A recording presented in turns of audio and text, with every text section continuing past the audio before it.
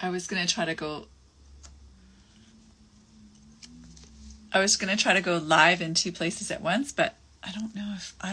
I don't think I can do that. Okay, so I'm just going to log out of that. I don't know if I'm live or not, because this is my second attempt to do this, but I just wanted to share. So today is a day of, I guess, hope for me, a day of reckoning, a day of celebration. And it's a day that I consider a turnaround for me, because this was back in a long time ago now. I tried to take my own life here. And I just wanted to mention that, you know, there's many times in life where you can be struggling.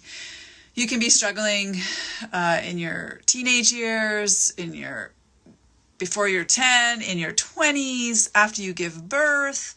And I just want people to know that there is hope, and there is opportunity, and there is possibility to recover if you're listening to this and you're somebody who struggles. But what I wanted to read today actually is just some inspiration that I gleaned from a book called The Time Is Now, A Call for Uncommon Courage. And this basically is written by a nun. I guess that's not very good because I've got the light shining in the background, so I'll just stay over here. And basically it goes along these lines. So the pressure to be quiet, it is the silenced people, the people not speaking up. The pressure to be quiet, to let other people, politicians, experts, medical doctors, your neighbors, say how we feel about things can be effective. And it is finding the courage to utter the first words of truth in public that takes all the strength that we can muster. It is learning to say quietly and unequivocally, I think differently about that. Just say it. Just say, you know what? I think differently about that. And that really shouldn't have to take courage. That should be part of the soul of humanity. Just waiting for us to hear insights from another person's soul, from somebody else. But instead, we respond to people from this place of the ego, right? From this place of, I'm going to win the argument because I'm right and you're wrong. From this place of proving our position versus coming to seek to understand the other person in the conversation. And the thing is, we aren't here to win. We're here to grow. We're here to develop. We're here to leave the world a better place when we go, because we've been here. And the only way we can do that is through civil discourse with each other. There's been a lot of divisiveness over this last year. And what's really been missing is civil discourse. So we can put an issue on the table, and we may find that the more that we talk, the more that we say to ourselves, gee, I never thought of it that way. Now tell me why you think that might work. Tell me why you think that way. Instead of just saying, no, that's not the right way to think. About whatever the issue might be, whether it's hand sanitizer or masks or other words that I'm not going to mention, okay? Or even mental health.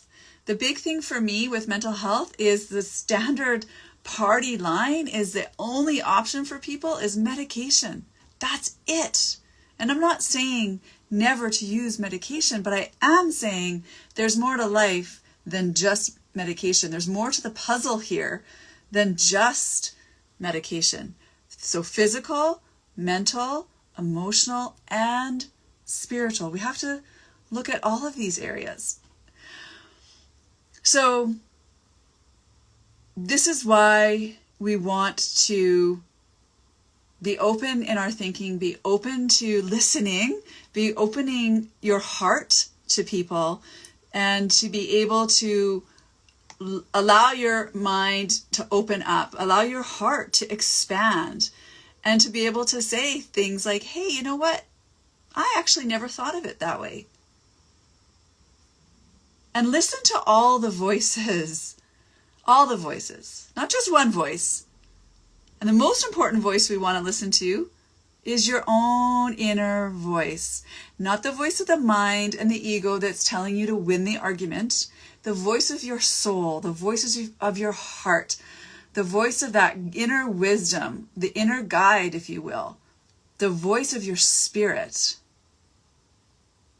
You know, on this day, again, I mentioned at the start, 27 years ago, I really tried to leave the planet.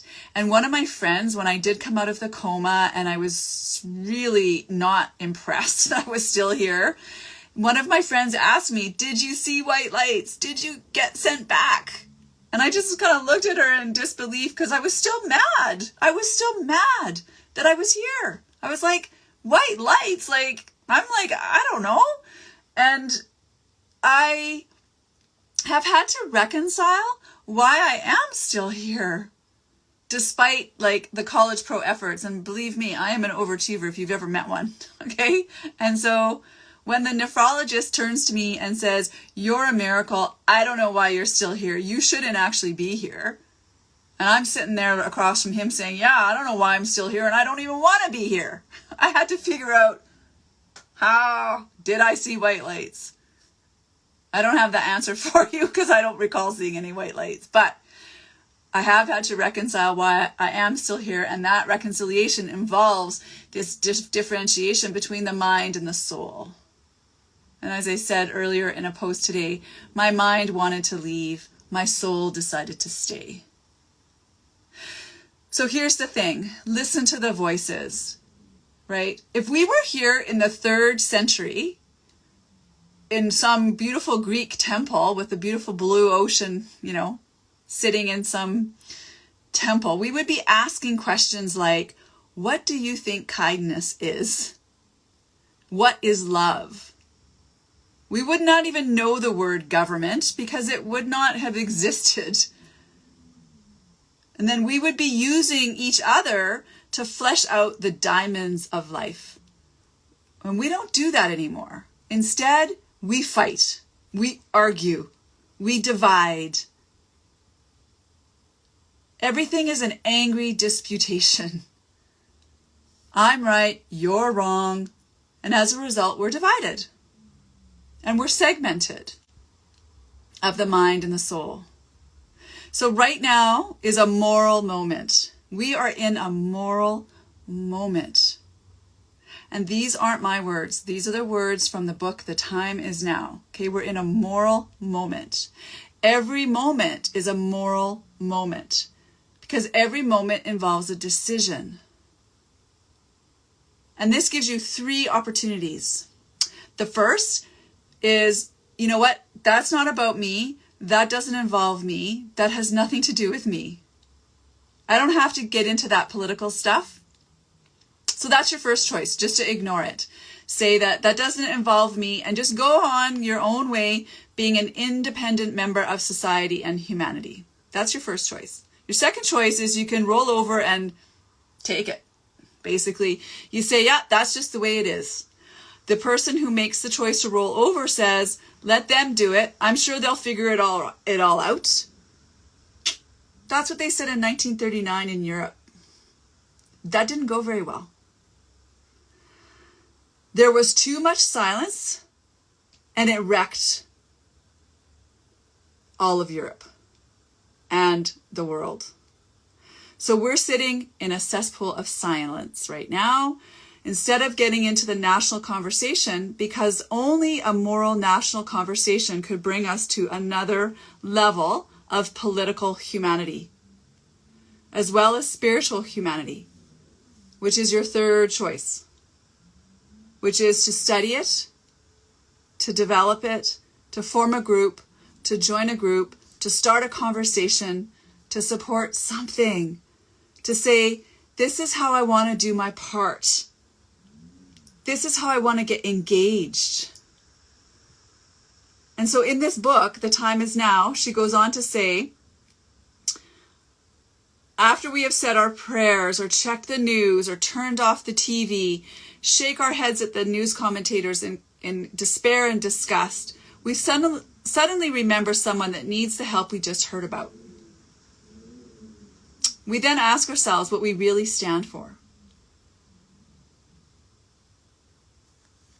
And that moment, we either become prophets or simply just churchgoers. And that's the ultimate question. The question we must all answer is, what are you going to do about it? It being whatever the current it is. Right now for me, as I realize I got to run because I have an appointment here, I have to go. But I really like this what I learned from this book, The Time Is Now. And that's why I'm gonna stop in a second. So whatever the it is for you. So last week, the it in Canada, and this is not a new it, okay? This is not new. The treatment of Indigenous people and the disgrace that this country has done, this is not new information, but new information has come to light. Or for me as well, this passion I have about mental health, understanding that really there is no mental health if we're not having conversations about the heart and trauma and your emotions and your feelings and your spiritual beliefs. It is more than the physical level. It really, trust me on this one.